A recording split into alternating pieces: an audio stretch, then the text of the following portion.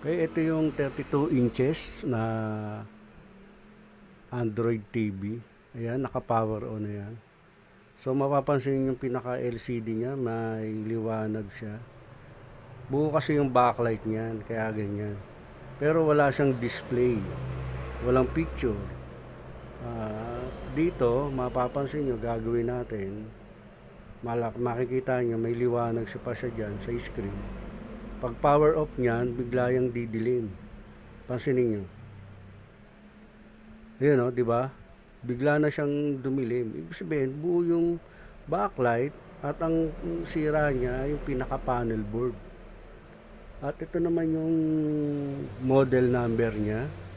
Yan, 32 inches. At ito na, dito tayo sa troubleshooting. Ang first step natin dyan ay voltage checking. Body ground, yung pinaka-negative ng ating tester. At dito na itetrace natin yung pinaka-fuse. Ayan. Yan yung pinaka-fuse niya. Magmumula yan papunta doon sa pinaka-flex na ribbon. Ayan, kailangan may makasusukat tayong 12 volts. So, okay, ibig sabihin may supply tayong 12 volts. At dapat yan ay tutulay doon sa pinaka-fuse. Na dapat meron tayong masusukat na 12 volts.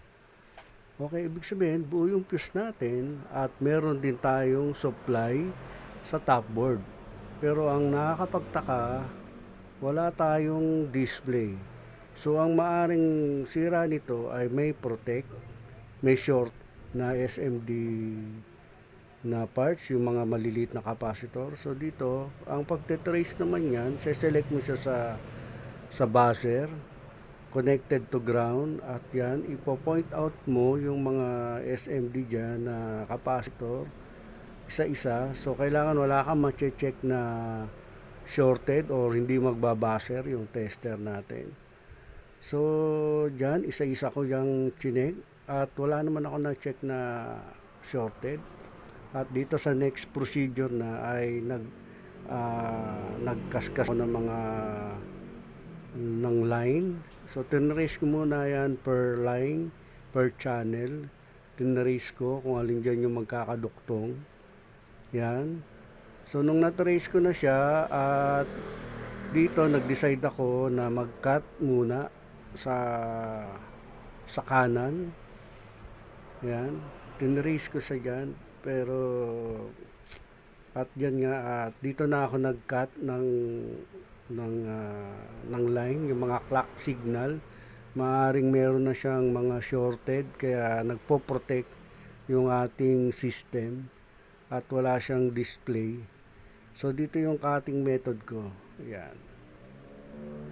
So nagcut ako dyan ng mga walong line. At ito na yung result. Ayan. Power on na siya. At yan, successful. Lumabas yung logo. At ito yung final testing. Yan, nag-power on na. Yan, Skyward, Android. Lumabas na yung display. At ito na yung display niya. Ibig sabihin, ang ginawang solusyon nito ay by cutting method